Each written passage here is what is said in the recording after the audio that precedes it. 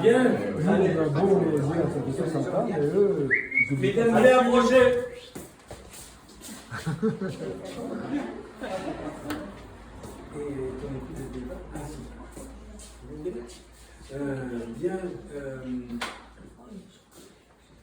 Bienvenue donc à la salle des Cheminés, qui est l'annexe de la Maison des Jeunes et de la Culture de Bourg-en-Valence, dont je suis le président. Pour ceux qui ne me connaissent pas, mon vrai prénom c'est Joseph Fernandez. Sinon, mon prénom usuel c'est José. Après je vais parler de lui. Et je ne sais pas le dire. Car mon père, donc d'origine andalouse, m'a déclaré à la maternité de la Voulte-sur-Rhône. Il a voulu effectivement me donner son prénom à lui. Parce que dans la culture andalouse et espagnole, on donne le prénom du grand-père paternel, le prénom du grand-père maternel, et puis après, celui du père.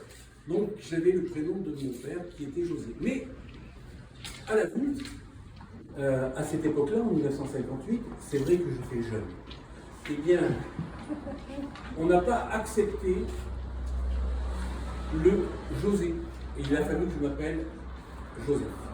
Voilà, pour ceux qui ne me connaissent pas, j'ai fait une vidéo que je vends pas cher. Mais on en parlera parce que c'est Arménien qui va l'éditer. Donc un long parcours dans cette France républicaine, ça s'appelle. Bon alors, ça c'est plaisanterie. Et les bénéfices bien au profit de président. Non, au profit d'Arménien. Le président arménien. Non, d'Arménien. Oui, alors moi je suis content de toute manière de toujours d'accueillir d'une certaine manière la communauté arménienne, parce que j'ai des amitiés depuis fort longtemps, et notamment dans la Voulte. Moi j'ai commencé à connaître des Arméniens à la Voulte sur le marché de la Voulte, qui existe depuis le XIIe siècle.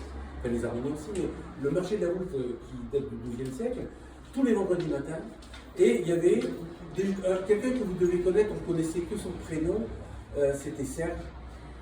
Ça ne vous parle pas qui vendait des vêtements. Ah non. Enfin, c'est pas grave. Mais sinon, celui que je connaissais mieux, c'est Kojavachian, qui était du... Voilà, donc moi, d'abord, dans un premier temps, le contact que j'ai eu avec l'Arménie, c'est ça. C'est le marché et une sympathie, un sourire, des blagues, parfois un accent.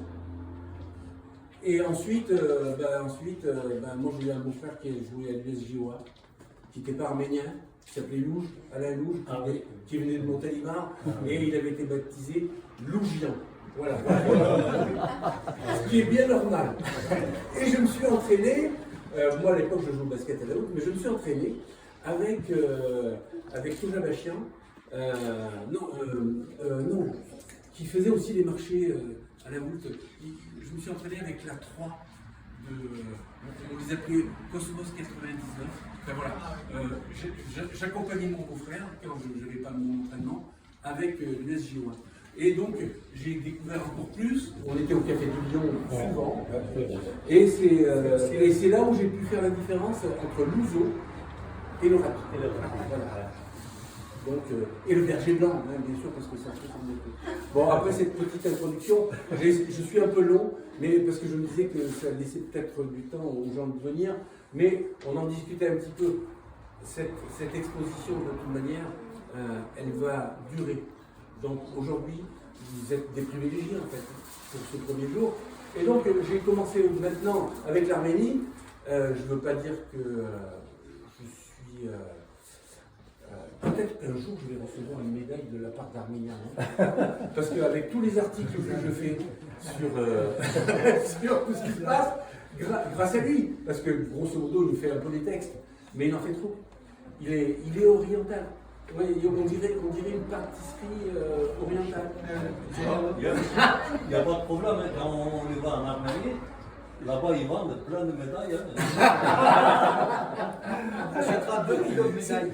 Mais c'est vrai, il vaut mieux les acheter là-bas, comme ça on n'aura pas de texte.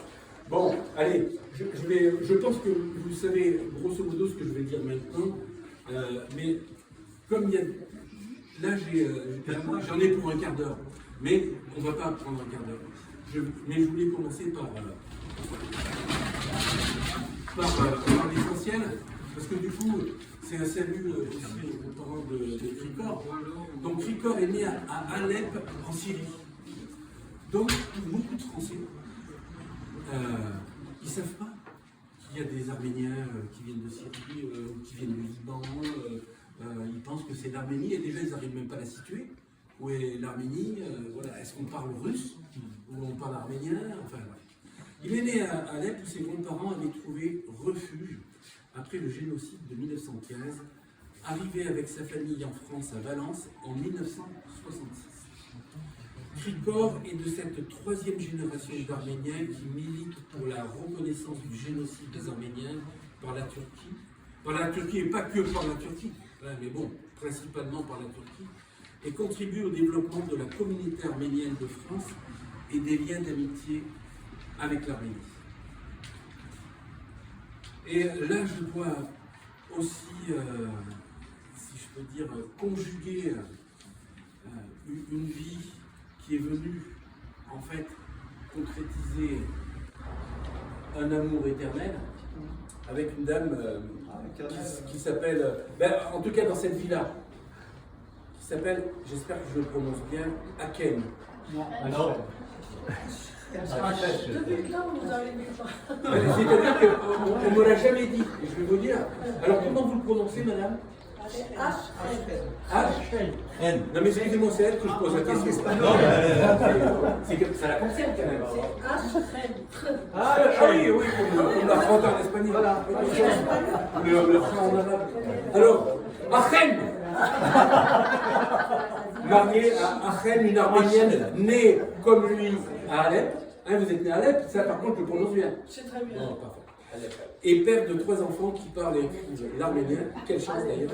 Krikor Amirzayan, créateur infatigable, l'auteur de moi. L'auteur continue à diffuser ses articles et caricatures dans la presse arménienne pour apporter sa pierre à l'édifice. Ainsi, celui qui lisait à 8 ans déjà les romans de Rafi et la presse arménienne, tels que le journal Arach, est attaché à cette presse. Donc voilà, je résume, mais là maintenant, je vais faire une petite interview.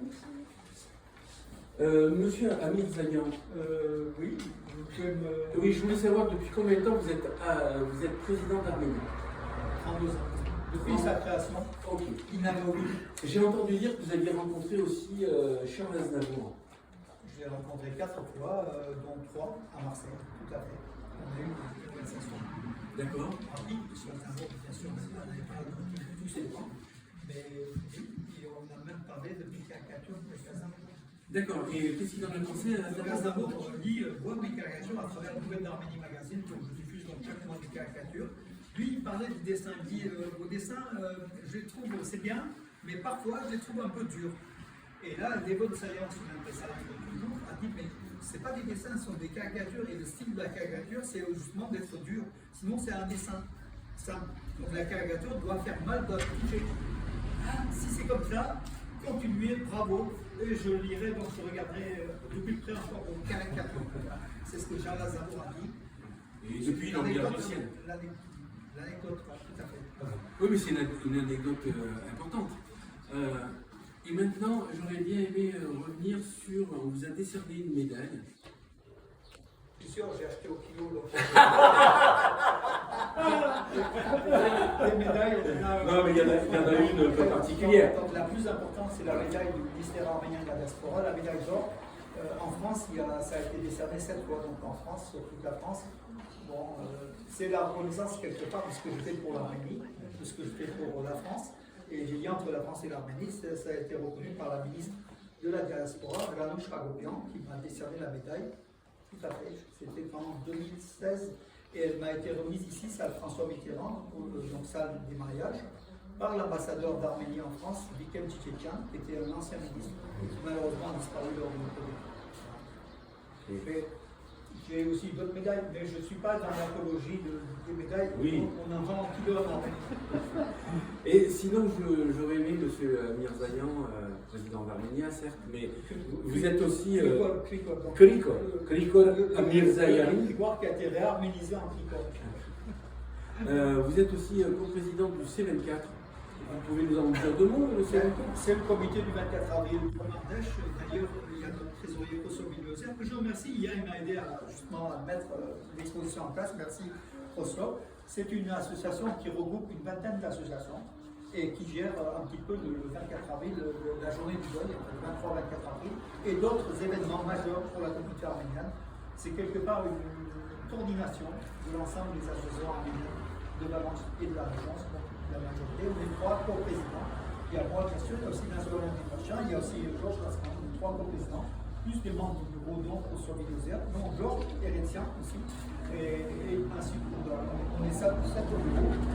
On essaie de coordonner surtout autour du génocide des Arméniens. Oui, donc, pour préciser, là, tout le monde le sait, mais le 24 avril, mais de quelle année? 1915, donc c'est le début du génocide des Arméniens par l'arrestation des intellectuels, 400 à Istanbul, Constantinople à l'époque. C'était le déclenchement du génocide des Arméniens qui a duré jusqu'à 1923, pardon, avec la formation après de l'Empire ottoman. C'est la formation de la Turquie moderne d'Atatürk. Mais au terme, de 1915 à 1923, près de 2 millions d'Arméniens sur les trois ont été génocidés. Et je précise, ce sont des Arméniens civils, ce ne sont pas des militaires arméniens. Et souvent des citoyens de l'Empire ottoman. L'Empire ottoman a exécuté, génocidé ses propres citoyens qui étaient d'origine arménienne et qui vivaient pour la plupart dans les 6 vilayets, 6 régions d'Arménie, qu'on appelle aujourd'hui l'Anatolie orientale. Mais c'est l'Arménie, c'était 6 vilayets. Voilà. Je vois des personnes de Malatya, je vois des personnes de Kharkiv. Tout ça, c'est des régions d'Arménie occidentale, aujourd'hui occupées par la Turquie et peuplées en grande majorité par les Kurdes, nos cousins. Bien, ouais, c'est compliqué. C'est compliqué. Est-ce que tu as encore envie de dire deux ou trois petites choses?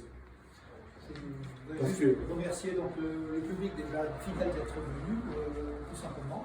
Et je continue mon combat avec caricatures, c'est un combat, c'est pas un dessin, comme je dis à Strasbourg, c'est un combat. Si c'est une caricature, je veux toucher des gens, voilà, et ça touche, puisque la presse arménienne publie régulièrement ces caricatures. Voilà, tout à l'heure on parlait avec une personne d'Arménie, donc je diffuse aussi dans la presse arménienne d'Arménie, à l'époque, dans le canard enchaîné de Bosnie, le hérisson en Arménie, dans la Maïs 5 ans, je faisais mes caricatures. L'objectif, c'est de partager un petit peu autour de l'Arménie, et une caricature illustre bien un article. Voilà. Sans caricature, l'article il est moins lu. La caricature permet au lectorat d'accrocher et de dire des fois une seule caricature, des fois c'est mieux que 2 ou 3 articles quand elle est réussie. Elles ne sont pas toujours réussies, les caricatures. Mais quand elles sont réussies, ça vaut 2 ou 3 articles. Ça parle énormément. Et puis en plus, ça plaît aux jeunes. Mes petits-enfants disent ah, papy, machin, donc voilà, des dessins, ça plaît aux jeunes.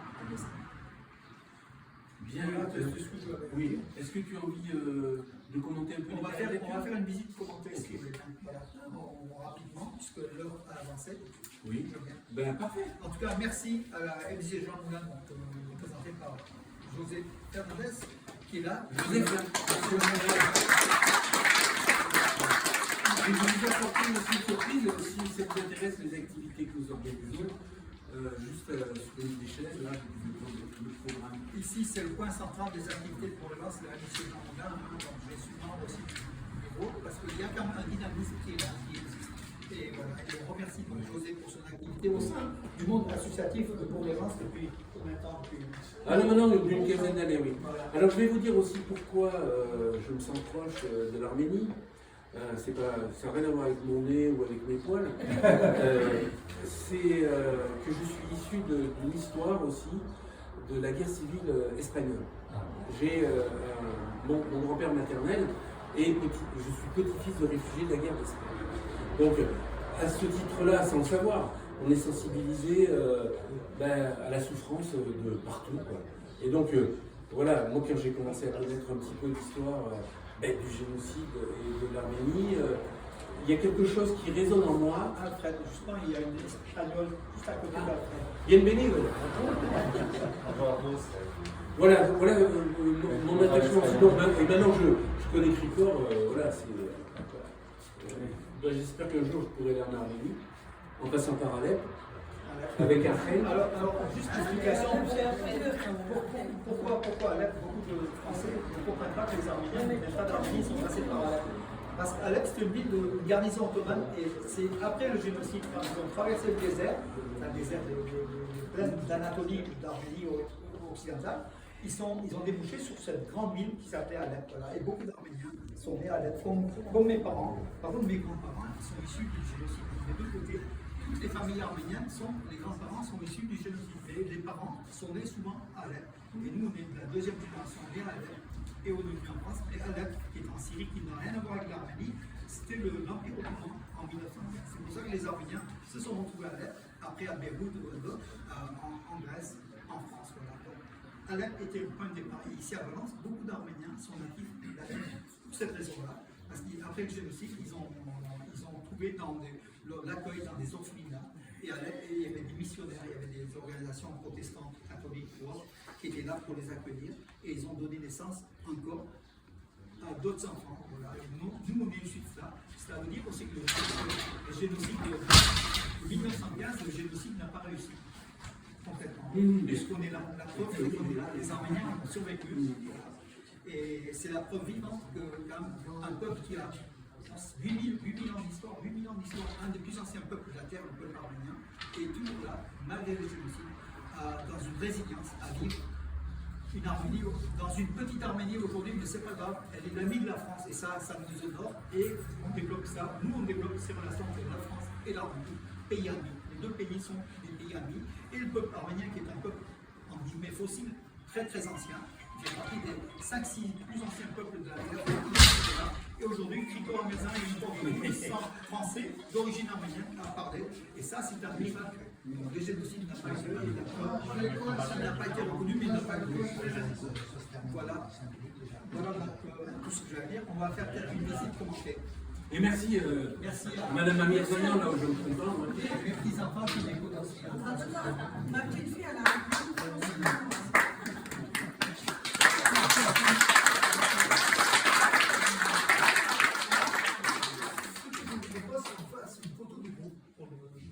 Ah oui, très bien.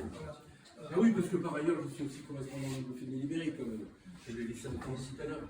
Voilà, on va faire une petite coupe, comme on a l'habitude de faire ici. Si vous voulez. Ouais,